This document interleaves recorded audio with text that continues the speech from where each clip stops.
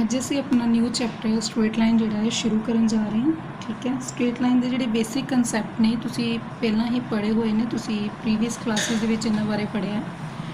ਠੀਕ ਹੈ ਜੀ, ਮੈਂ ਉਹਨਾਂ ਦੇ ਬਾਰੇ ਥੋੜ੍ਹਾ ਤੁਹਾਨੂੰ ਹੈਡਿੰਗ ਜਿਹੜਾ ਉਹ ਦੇ ਦਿੰਦੀ ਹਾਂ, ਕਿਹੜੇ ਪੁਆਇੰਟਸ ਨੇ ਜਿਹੜੇ ਤੁਸੀਂ ਆਲਰੇਡੀ ਪੜ੍ਹੇ ਹੋਏ ਨੇ। ਸਭ ਤੋਂ ਪਹਿਲਾ ਪੁਆਇੰਟ ਜਿਹੜਾ ਹੈ ਜੀ ਉਹ ਹੈਗਾ ਆ ਪਲੇਨ। ਠੀਕ ਹੈ ਜੀ, ਤੁਸੀਂ ਪਲੇਨ ਬਾਰੇ ਜਿਹੜਾ ਹੈ ਆਲਰੇਡੀ ਪੜ੍ਹਿਆ ਹੋਇਆ। ਇਸ ਤੋਂ ਇਲਾਵਾ ਤੁਸੀਂ ਕੋਆਰਡੀਨੇਟਸ ਬਾਰੇ ਪੜ੍ਹਿਆ ਹੋਇਆ। ਕੋਆਰਡੀਨੇਟਸ ਕੀ ਹੁੰਦੇ ਨੇ? ਠੀਕ ਹੈ, ਕੋਆਰਡੀਨੇਟਸ ਯਾਨੀ ਕਿ X and Y the farm 'ਚ ਹੁੰਦੇ ਨੇ। ਐਕਸ ਨੂੰ ਅਸੀਂ ਐਬਸੀਸਾ ਬੋਲਦੇ ਹਾਂ, ਵਾਈ ਨੂੰ ਅਸੀਂ ਆਰਡੀਨੇਟ ਬੋਲਦੇ ਹਾਂ। ਠੀਕ ਹੈ, ਇਹ ਚੀਜ਼ ਤੁਸੀਂ ਪਹਿਲਾਂ ਤੋਂ ਹੀ ਪੜ੍ਹੀ ਹੋਈ ਹੈ। ਅੱਜ ਅਸੀਂ ਥੋੜ੍ਹੀਆਂ ਜਿਹੜੀਆਂ ਪਿਛਲੀਆਂ ਗੱਲਾਂ ਨੇ ਉਹਨਾਂ ਨੂੰ ਰਿਵਾਈਜ਼ ਕਰਾਂਗੇ, ਕਿਉਂਕਿ ਸਟ੍ਰੇਟ ਲਾਈਨ ਜਿਹੜੀ ਆ ਉਹਨਾਂ ਸਾਰੇ ਫਾਰਮੂਲੇ ਨੂੰ ਯੂਜ਼ ਕਰਦੀ ਹੈ। ਠੀਕ ਹੈ, ਸਾਡੇ ਕੋਲ ਤੀਸਰੇ ਨੰਬਰ 'ਤੇ ਆਉਂਦਾ ਜਿਹੜਾ ਅਸੀਂ ਪਹਿਲਾਂ ਤੋਂ ਪੜ੍ਹ ਚੁੱਕੇ ਹਾਂ, ਉਹ ਹੈਗਾ ਜੀ ਪਲੇਨ। ਪਲੇਨ ਜਿਹੜਾ ਆ ਇਸੇ ਦੀ ਪੂਰੀ ਮੈਂ ਤੁਹਾਨੂੰ ਐਕਸਪਲੇਨੇਸ਼ਨ ਦੇਵਾਂਗੀ। ਇਹਦੇ 'ਚ ਤੁਸੀਂ ਪੜ੍ਹਿਆ ਹੋਇਆ ਹੈ ਕਿ ਆਹ ਵਾਲੀ ਜਿਹੜੀ ਐਕਸਿਸ ਹੁੰਦੀ ਆ ਵਰਟੀਕਲ ਜਿਹੜੀ ਖੜੀ ਹੈ, ਇਹਨੂੰ ਅਸੀਂ ਕਹਿੰਦੇ ਹਾਂ ਵਾਈ ਐਕਸਿਸ, ਇਹਨੂੰ ਅਸੀਂ ਕਹਿੰਦੇ ਹੁੰਦੇ ਹਾਂ ਐਕਸ ਐਕਸਿਸ। ਠੀਕ ਹੈ, ਇਹਨੂੰ ਅਸੀਂ ਐਕਸ ਡੈਸ਼ ਐਕਸਿਸ ਵੀ ਕਹਿੰਦੇ ਹਾਂ ਜਾਂ ਨੈਗੇਟਿਵ ਐਕਸ ਐਕਸਿਸ ਕਹਿੰਦੇ ਹਾਂ। ਇਹਨੂੰ ਅਸੀਂ ਵਾਈ ਡੈਸ਼ ਐਕਸਿਸ ਵੀ ਕਹਿੰਦੇ ਹਾਂ। ਠੀਕ ਹੈ ਜੀ, ਜਾਂ ਨੈਗੇਟਿਵ ਵਾਈ ਐਕਸਿਸ ਕਹਿੰਦੇ ਹਾਂ। ਠੀਕ ਹੈ ਜੀ, ਸਾਡੇ ਕੋਲ ਇਹਦੇ ਵਿੱਚ ਸਾਰੀਆਂ ਐਕਸ ਦੀਆਂ ਵੈਲਿਊ ਪੋਜ਼ਿਟਿਵ ਹੁੰਦੀਆਂ ਨੇ, ਵਾਈ ਦੀਆਂ ਵੈਲਿਊ ਵੀ ਪੋਜ਼ਿਟਿਵ ਹੁੰਦੀਆਂ ਨੇ। ਸੋ ਇਸ ਕਰਕੇ ਇਹਦੇ ਵਿੱਚ ਜਿਹੜਾ ਵੀ ਕੋਆਰਡੀਨੇਟ ਹੁੰਦਾ ਉਹਦੀ ਹਮੇਸ਼ਾ ਵੈਲਿਊ ਪੋਜ਼ਿਟਿਵ ਰਹਿੰਦੀ ਹੈ। ਇਹਦੇ ਵਿੱਚ ਸਾਡੇ ਕੋਲ ਐਕਸ ਜਿਹੜਾ ਉਹ ਨੈਗੇਟਿਵ ਹੁੰਦਾ, ਵਾਈ ਪੋਜ਼ਿਟਿਵ ਹੁੰਦਾ। ਥਰਡ ਕੁਆਡਰੈਂਟ ਆਉਂਦਾ, ਇਹਦੇ 'ਚ ਐਕਸ ਨੈਗੇਟਿਵ ਹੁੰਦਾ, ਵਾਈ ਵੀ ਨੈਗੇਟਿਵ ਹੁੰਦਾ। ਇਹਦੇ 'ਚ ਸਾਡੇ ਕੋਲ ਐਕਸ ਪੋਜ਼ਿਟਿਵ ਹੁੰਦਾ ਅਤੇ ਵਾਈ ਨੈਗੇਟਿਵ ਹੁੰਦਾ। ਇਹਨੂੰ ਅਸੀਂ ਫਸਟ ਕੁਆਡਰੈਂਟ ਕਹਿੰਦੇ ਹਾਂ, ਇਹਨੂੰ ਅਸੀਂ ਸੈਕਿੰਡ ਕੁਆਡਰੈਂਟ ਕਹਿੰਦੇ ਹਾਂ, ਇਹਨੂੰ ਅਸੀਂ ਕਹਿੰਦੇ ਹਾਂ ਜੀ third quadrant, and this is called fourth quadrant. ਠੀਕ ਹੈ ਜੀ, ਇਹ 4 ਕੁਆਡਰੈਂਟ ਹੁੰਦੇ ਨੇ ਸਾਡੇ ਕੋਲ ਇੱਕ ਪਲੇਨ ਦੇ ਵਿੱਚ ਬਣੇ ਹੋਏ। ਉਸ ਤੋਂ ਬਾਅਦ ਅਸੀਂ ਗੱਲ ਕਰਾਂਗੇ ਜੀ ਡਿਸਟੈਂਸ ਫਾਰਮੂਲੇ ਦੀ। ਠੀਕ ਹੈ, ਫੋਰਥ ਪੁਆਇੰਟ ਆਉਂਦਾ ਜੀ ਸਾਡੇ ਕੋਲ ਡਿਸਟੈਂਸ ਫਾਰਮੂਲਾ। ਡਿਸਟੈਂਸ ਫਾਰਮੂਲਾ ਜਿਹੜਾ 10th ਕਲਾਸ ਵਾਲਾ ਹੀ ਹੈ। ਜਿਵੇਂ ਦੋ ਕੋਆਰਡੀਨੇਟਸ ਸਾਡੇ ਕੋਲ ਹੋਣ, ਫੋਰ ਐਗਜ਼ਾਮਪਲ P, ਇਹ ਸਾਡੇ ਕੋਲ ਹੈਗਾ x1 y1 ਐਂਡ Q, ਇਹ ਸਾਡੇ ਕੋਲ ਹੈਗਾ x2 ਐਂਡ y2।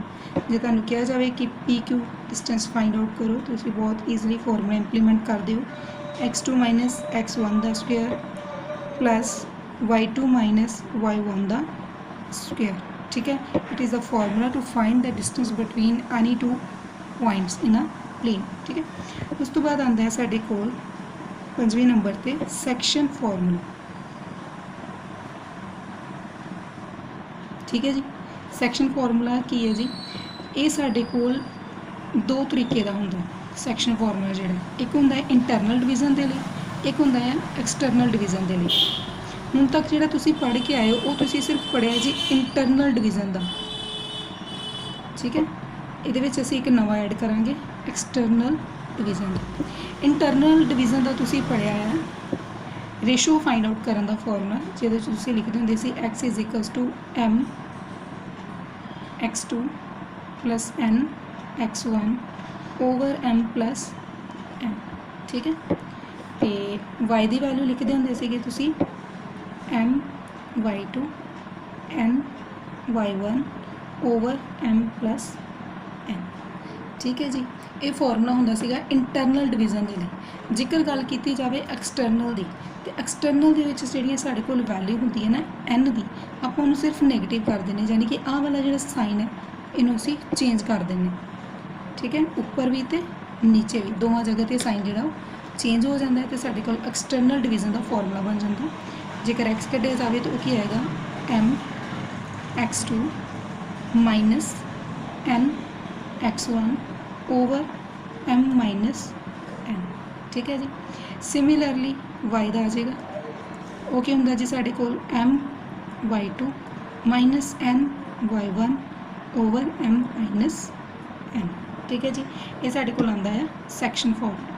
ਇਸ ਤੋਂ ਬਾਅਦ ਆਉਂਦਾ ਸਾਡੇ ਕੋਲ mid point formula. Mid point ਇਹਦੇ ਨਾਮ ਤੋਂ ਹੀ ਕਲੀਅਰ ਹੋ ਰਿਹਾ ਜੀ, ਮਿਡ ਯਾਨੀ ਕਿ ਮਿਡ ਯਾਨੀ ਕਿ ਵਿਚਕਾਰ ਜਿਹੜੀ ਵੈਲਿਊ ਵਿਚਕਾਰ ਆ ਰਹੀ ਹੋਵੇ ਉਹਨੂੰ ਅਸੀਂ ਕੀ ਕਹਿੰਦੇ ਹਾਂ ਮਿਡ ਵੈਲਿਊ। ਠੀਕ ਹੈ ਜੀ, ਹੁਣ ਮਿਡ ਪੁਆਇੰਟ ਫਾਈਂਡ ਆਊਟ ਕਰਨ ਦੇ ਲਈ ਜਿਵੇਂ ਮੰਨ ਲਓ x ਹੈ ਸਾਡੇ ਕੋਲ, ਇੱਕ ਕੋਆਰਡੀਨੇਟ x1 y1, ਇੱਕ ਕੋਆਰਡੀਨੇਟ x2 y2। ਜੇਕਰ ਤੁਹਾਨੂੰ ਕਿਹਾ ਜਾਵੇ ਕਿ ਇਹਨਾਂ ਦੀ ਮਿਡ ਵੈਲਿਊ ਫਾइंड आउट करो, ਤੁਸੀਂ ਲਿਖੋਗੇ x1 plus x2 over 2 y is equals to y1 plus y2 over 2। ठीक है, this is the formula to find the mid point. Okay जी, ਹੁਣ ਅਸੀਂ ਗੱਲ ਕਰਾਂਗੇ ਸੈਂਟਰੋਇਡ ਆਫ ਅ ਟਰਾਇੰਗਲ। ਸਭ ਤੋਂ ਪਹਿਲਾਂ ਅਸੀਂ ਫਾਰਮੂਲੇ ਹੀ ਕੰਪਲੀਟ ਕਰਾਂਗੇ ਤਾਂ ਜੋ ਚੈਪਟਰ ਦੇ ਵਿੱਚ ਜਦੋਂ ਛੋਟੇ ਛੋਟੇ ਫਾਰਮੂਲੇ ਤੁਸੀਂ ਯੂਜ਼ ਕਰੋ ਤਾਂ ਤੁਹਾਨੂੰ ਕਿਸੇ ਤਰੀਕੇ ਦਾ ਕੋਈ ਵੀ ਡਾਊਟ ਜਿਹੜਾ ਉਹ ਨਾ ਰਹੇ। ਉਸ ਤੋਂ ਬਾਅਦ ਆਉਂਦਾ ਹੈ ਸਾਡੇ ਕੋਲ ਸੈਂਟਰੋਇਡ ਆਫ ਅ ਟਰਾਇੰਗਲ। ਠੀਕ ਹੈ, ਟਰਾਇੰਗਲ ਦਾ ਸੈਂਟਰੋਇਡ ਕੀ ਹੁੰਦਾ ਹੈ x equals to x1 plus x2 plus x3 over 3। ठीक है जी, y equals to y1 plus y2 plus y3 over 3। ठीक है जी, ये साढ़े कोल सीगा सेंट्रॉइड ऑफ अ ट्रायंगल। इस तो बाद आंदा है साढ़े कोल incentre of a triangle. Incentre of a triangle. Incentre का मतलब जिवें आ एक ट्रायंगल बनी हुई है। ठीक है जी, ठीक आ हुंदा जी साडे कोल इन सेंटर, यानी कि आई। इन सेंटर का मतलब इनू असीं आई नाल भी डिनोट कर सकते हैं। ठीक है, साडे कोल 3 कोआर्डीनेट्स दिते हुए हैं ए बी एंड सी। ठीक है, ए की वैल्यू है x1 y1, बी की वैल्यू x2 y2, सी की वैल्यू x3 y3। आई मतलब क्या होएगा इन सेंटर। ठीक है जी, हुण इन सेंटर कड्ढण दा की फॉर्मूला है साडे कोल, असीं नोट करते हैं x एंड y। देखो जे गल करदा है x की तो तुसीं वैल्यूज़ x दियां ही लैनी, जे गल करदा है y की तो तुसीं सारियां वैल्यूज़ y दियां लैनियां। इन सेंटर हुण साडे कोल इहदे विच एक वर्ड यूज़ करेगा, वो होएगा a small b small c। Small a का मतलब होएगा साइड BC। ठीक है, बी का मतलब होएगा साइड AC, सी का मतलब होएगा साइड AB। हुण इहनूं याद रखने का तरीका की है, देखो जे वो गल ए की करदा पिया इहदे विचों ए नूं छड्ड दो, ट्रिक है छोटी जी याद रखने दे लई। जे वो गल बी की करदा पिया तुसीं बी नूं छड्ड दो, जे गल सी की करदा पिया तो तुसीं सी नूं छड्ड दो, तो तुहाडे कोल ऑलरेडी वैल्यूज़ ने वो याद हो जाएंगी। ठीक है जी, हुण देखो असीं गल करांगे इन सेंटर फाइंड आउट करन दी। एक्स किवें फाइंड आउट करदा है, एक्स आ वाली वैल्यू हैगी साडे कोल। एक्स किवें आएगा जी, एक्स होएगा a x1 b x2 c x3 over a plus b plus c। जेकर आप इन्हूं इस फॉर्म च लिखिए तो फॉर्मूला जो डिफिकल्ट बन जाता है। सो दैट्स वाई कि आप इन्होंने नाम दे दिता है ए बी सी। नैक्सट चलते हैं वाई ते, कुछ नहीं बस जिते x1 x2 x3 लिखिया सी उत्थे y1 y2 y3 लिख देंगे। a y1 b y2 C y3 over क्या आ जाएगा जी a प्लस b प्लस सी। सो ये साढ़े कोल इन सेंटर दियाँ वैल्यूज़ आ जाएंगी। उस तो बाद असीं गल करते हैं area of triangle. Area of triangle अपनी प्रीवियस क्लासेस दे विच तुसीं एरिया ऑफ ट्रायंगल सॉल्व किया हुआ है। ठीक है जी, तुहाडी 10th क्लास की बुक दे विच भी चैप्टर होंदा सी, चैप्टर नंबर 7 कोआर्डीनेट ज्योमैट्री, उहदे विच तुसीं एरिया ऑफ ट्रायंगल सॉल्व किया सी। ठीक है, वही एरिया ऑफ ट्रायंगल असीं इहदे विच भी इंप्लीमेंट करांगे। जिवें सपोज करो साडे कोल एक ट्रायंगल दे वर्टिसेस जिहड़े वो दिते हुए हैं x1 y1 x2 y2 x3 y3। तो उसी इस ट्रायंगल का एरिया फाइंड आउट करना है। ठीक है, इस ट्रायंगल का एरिया फाइंड आउट करना है ना। हुण जिहड़ा तुसीं वो फॉर्मूला याद रखते सी ना, तो उन्होंने इंप्लीमेंट करते सी कि किते ना किते कोई ना कोई गलती हो जाती सी। इस फॉर्मूले के नाल मैं तुहानूं एक area of triangle find out करने का रूल दसांगी। उस रूल नूं तुसीं दिमाग 'च रखना है, तो तुहाडे कोल कभी भी फॉर्मूला इंप्लीमेंट करने 'च गलती नहीं होएगी। ठीक है जी, फॉर्मूला की फिर सब तो पहले असीं लिखते हैं एरिया ऑफ ट्रायंगल का वो फॉर्मूला जो तुसीं पहलां तो पढ़ के आए हो 1/2 modulus x1 y2 minus y3 plus x2 y3 minus y1। ठीक है जी, प्लस x3 ब्रैकेट शुरू y1 माइनस y2 मॉड्यूलस। ठीक है, ये फॉर्मूला तुसी याद रखते सी। वैसे इन्हूं याद रखना भी कोई खास औखा नहीं है, बस छोटी जी ट्रिक याद रख लो। जेकर y2 3 अंदर है तो x1 बाहर आएगा, जे y3 तो 1 अंदर है 2 रह गया ना, 2 बाहर आ जाएगा। जे y1 तो 2 अंदर है तो x3 बाहर रह गया। ठीक है, याद रखने का मैथड की है वो भी देख लो।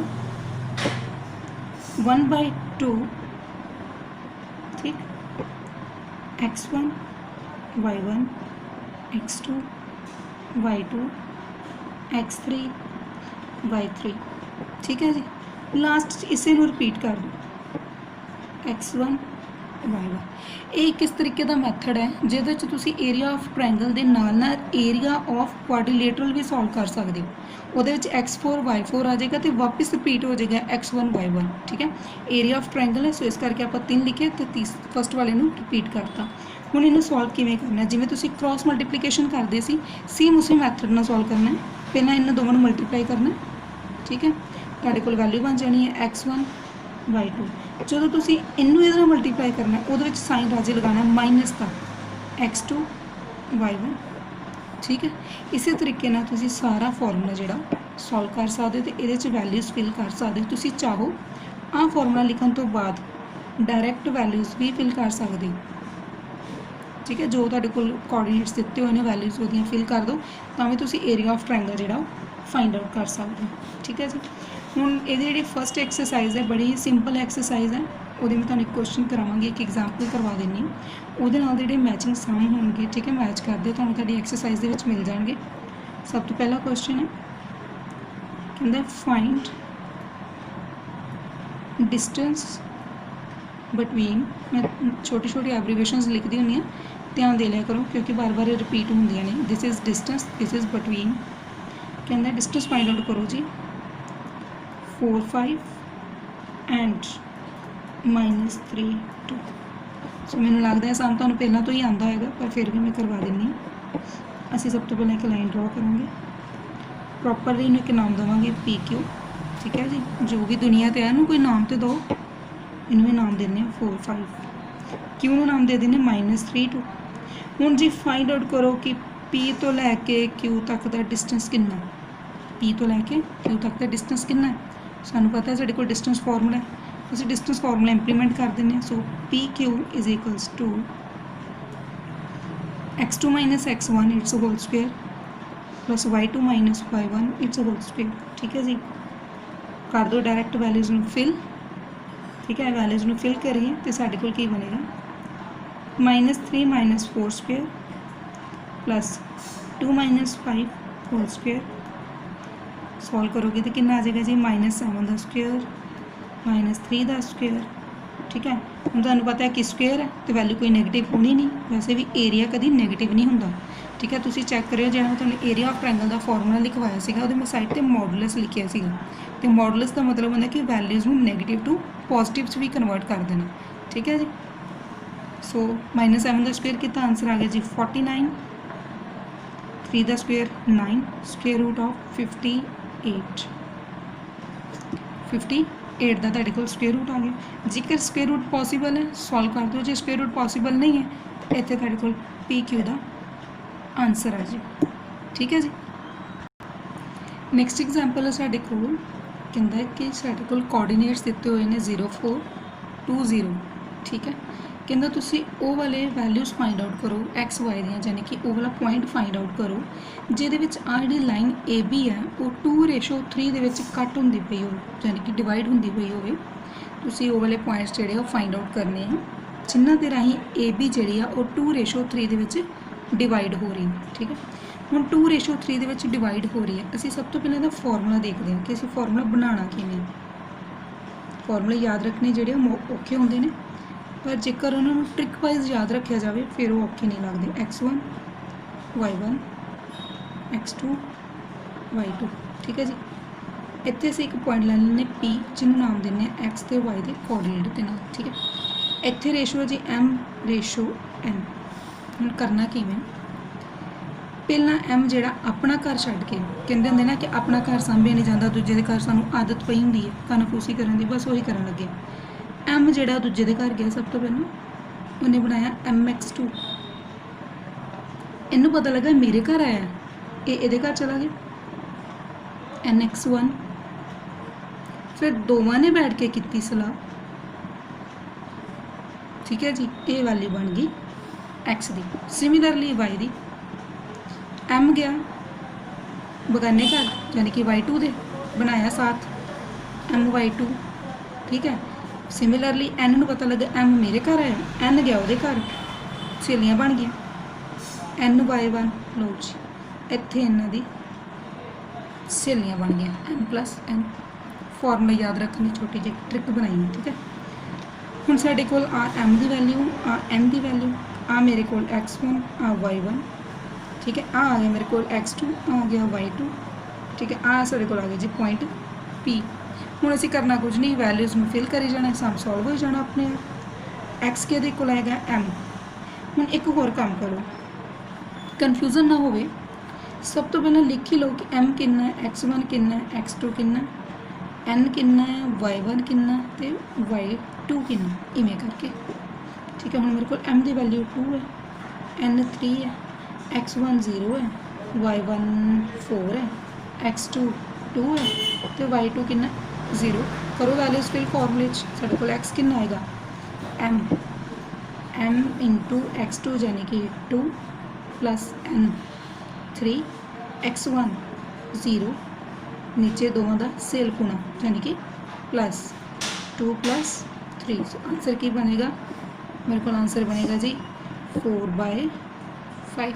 ਇਹ ਮੇਰੇ ਕੋਲ ਆ ਗਈ ਵੈਲਿਊ ਆਫ x। ਸਿਮਿਲਰਲੀ ਅਸੀਂ y ਦੀ ਵੀ ਕਰਾਂਗੇ। y ਕਿਹੜਾ ਘੱਟ ਹੈ ਕਿਸੇ ਨਾਲੋਂ, ਠੀਕ ਹੈ ਨਾ। ਜੇ x ਸੋਲਵ ਕੀਤਾ ਤਾਂ y ਵੀ ਕਰੋ। my2 ਫਾਰਮੂਲਾ ਹੀ ਹੈ my2, ਠੀਕ ਹੈ।